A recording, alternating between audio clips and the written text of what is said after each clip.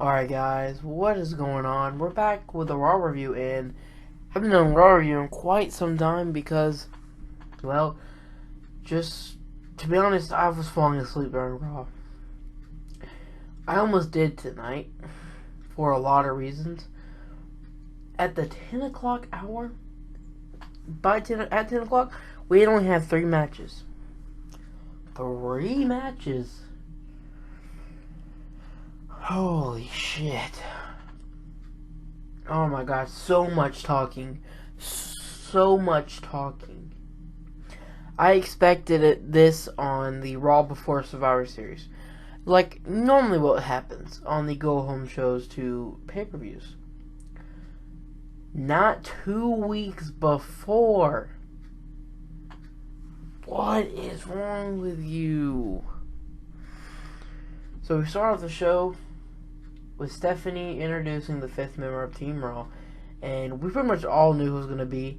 So I had an idea of either Seth Rollins or Sami Zayn, and we got Seth Rollins, which I was fine with. That does make sense because they're kind of putting everybody together that don't really go together, so that's just typical, what normally happens with these Survivor Series matches, which I'm fine with that. But they start brawling. They start beating the shit out of each other. Chris Jericho tried to put some people on the list. And then Braun Strowman beat the shit out of everybody. And Stephanie comes out and says, you can fight now, but as far as you're a team. Fatal 5-way for your main event. Thank you. Best match of the night. So, our first match was the Cruiserweights. Rich Swann. And for some reason, Sin Cara, can we get this dude off TV? Just get him off TV. Get him off. It's oh my gosh. Where is Tommaso Ciampa and Johnny Gargano? Hopefully they're on the 205 Live. Hopefully this makes the Cruiserweight division better. And we can talk about this for an hour, but we gotta keep going. And versus I gotta add the Brian Kendrick because that's his name. The Brian Kendrick. That's a reference back to like 2010, right? 2009, whatever, when he was with Big Ezekiel Jackson. But we gotta keep going. We finally got to see Noam Dar. It's about time. But I like how they waited to debut them until he got to Glasgow, Scotland.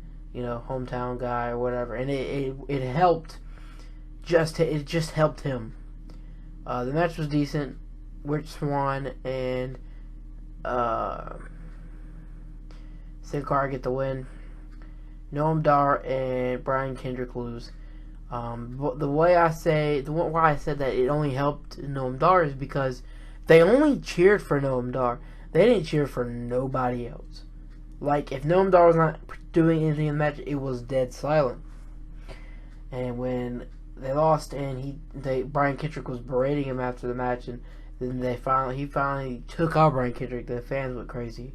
That was by far the loudest reaction of the night. It should have been, because he's a hometown guy. That's what's gonna happen. So I'm fine with that. The match was good, but if this would have been in 205 Live, I swear it'd have been a lot better. That's just my thing. I talked about this on the breaking news video I did on it. I just feel like the atmosphere they had at the Cruiserweight Classic is totally different from the one they have on Raw, and it feels better. Just like if NXT superstars come to the Raw, sometimes they don't go anywhere, and that's because I feel like they're more suited for that type of crowd. And that's what I kind of feel about these cruiserweights. So I think going back to that will really benefit them. But that was our first match. We go to a tag team. And oh my god, this went on for forever. And it brought on all the tag teams. And it was pretty entertaining, but they just did not stop. Like, it was all entertaining. And like, right after Sheamus and Cesaro stopped talking, I didn't give a fuck. New Day was pretty funny, but just for real, it just went on too long, and I got tired of it. Like I said, these long drug out fucking talking segments killed me tonight. I did fall asleep. during the tag team match, but I woke up to see that Carl Anderson and Luke Gallows did beat the New Day. So I don't really know what happened in that match. I fucking fell asleep. I'm not gonna lie. I was knocked out. Yeah, I didn't want to. I usually try to stay awake, but this time I just fell asleep. Then we had. We had the Shining Stars versus R-Truth and Goldust. Worst match during the show. The fans were chanting, "This is boring." They didn't give a shit what happened.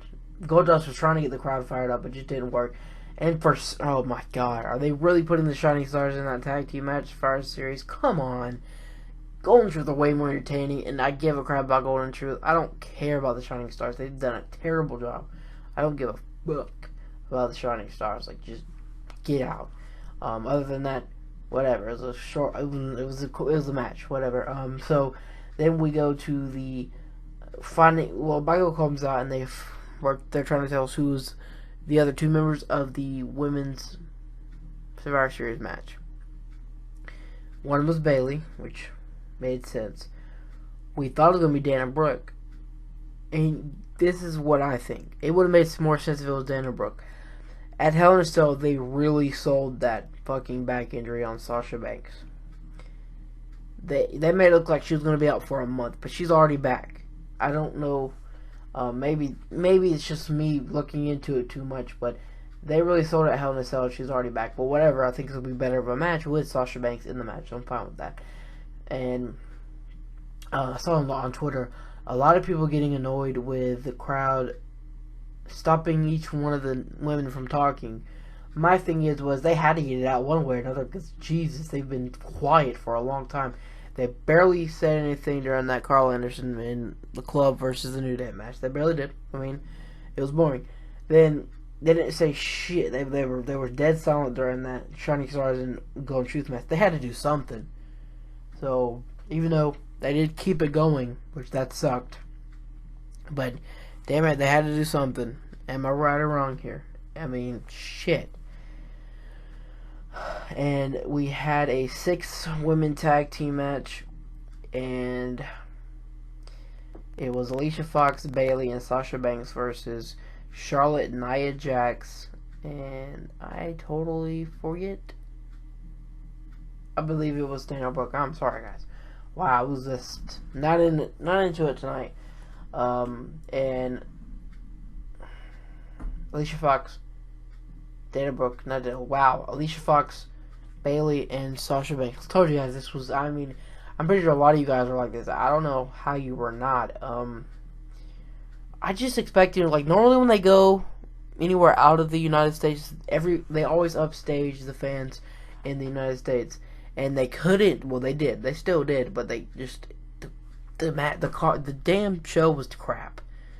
We had Rusev versus Sami Zayn to see who was gonna face Dolph Ziggler at Survivor Series, which I really did enjoy this match. But first off, we gotta address that Lana told the people of America to stand up. They're not in America. What were you doing? Great job, Lana. You get a gold star. Sami Zayn does get the victory. It was a pretty entertaining matchup. I'm glad they had this matchup. I was invested in it. I was not ready to go to sleep during this match. So I'm glad they had this match. Yeah, it was good. I'm really looking forward to Sami Zayn versus Dolph Ziggler. That's going to be pretty entertaining. And I want to go back to the Divas thing. I mean, the women's match at Survivor Series. Here's my thing. What I think should go down at Survivor Series. I know we're 2 weeks away, but what should go down at Survivor Series is Sasha Banks loses all the big matches. She does not win at the pay-per-views. What I think should happen, which we all know Team Raw is going to beat Team SmackDown in the women's match. What I think should happen is Sasha Banks has got to be the sole survivor for Team Raw. Come on now, she freaking deserves it. She loses so much, and I think it makes sense if they just let her be the sole survivor, because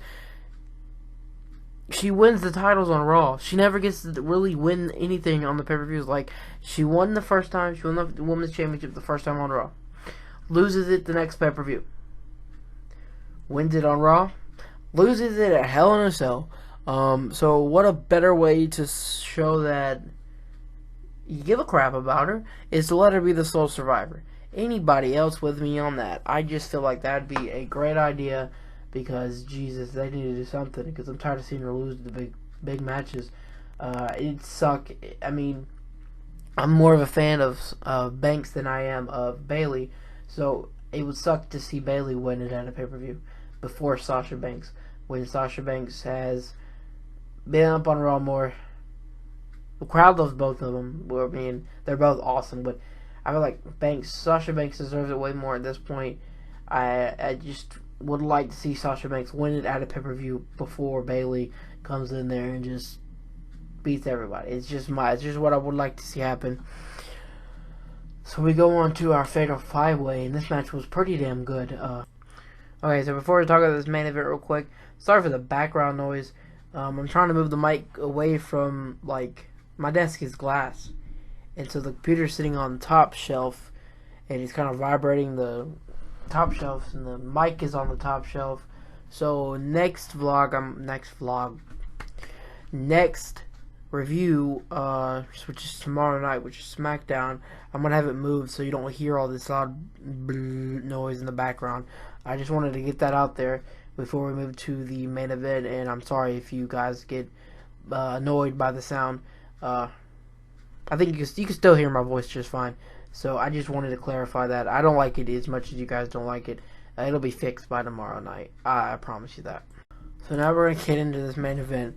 So I'm going to say my favorite part of this match was when Chris Jericho and Roman Reigns were beating the crap out of Chris Jericho and Kevin Owens were beating the crap out of Roman Reigns, and some guy in the crowd had a "I love Roman Reigns" sign. It had a big heart in it.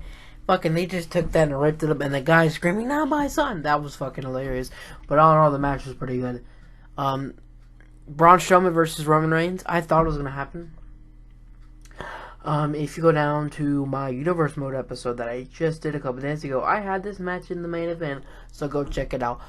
But enough self-advertising. We're going to keep talking about this Raw. They took out Braun Strowman. I thought they were going to hit the Shield Powerbomb. They always tease it. It didn't happen again tonight, and Braun Strowman was just laying on the table for quite some time. And Seth Rollins finally put Chris Jericho through the table, but Braun Strowman was laying on top, so it was just, they both got put to the table, basically. Seth Rollins had that kendo stick, and he beat the shit out of Braun Strowman. Oh my god, I thought this dude was supposed to be unbeatable, but damn did he get his ass beat in some parts of this match. It was insane. The ending was crazy. When Seth Rollins hit the pedigree on Kevin Owens, I thought it was over, but no. Chris Jericho somehow was able to make the save after the powerbomb through the table. Then Seth Rollins just hit suicide dive through the ropes, brings Jericho back in, hits the pedigree, but when he's about to go for the pin, just gets caught with a super kick. And here comes Roman Reigns out of nowhere with a Superman punch, but when it happens is Kevin Owens lands on top of Chris Jericho, and it's a 3 count for the victory for Kevin Owens. So I thought that was funny. They keep hinting at these guys are gonna break up and go on have a match for the Universal Championship. And you know what? I think it's gonna happen soon. I'm tired of seeing Seth Rollins and Kevin Owens. So maybe we can see this. A lot of people say that Chris Jericho's overshadowing, just outdoing, making it about him since Kevin Owens just got the Universal Championship. And in some aspects I can see that, but not to me. I think they're both equally important in this whole thing. But yet he still does have the Universal Championship. So what I want to see happen is these two finally just split apart and they go at it for the Universal Championship, really raising Kevin Owens as the better champion. He beats Chris Jericho and then finally goes on to face somebody else. I'd say that'd be a good idea, but you never know. Most of the time I'm wrong anyway. But so that main event was awesome. Best match of the night. So I'm gonna go ahead and throw in the things that I liked about Raw tonight. Noam Dar's debut. Finally a new cruiserweight in the division besides Sin Cara. Who gives a fuck? Enzo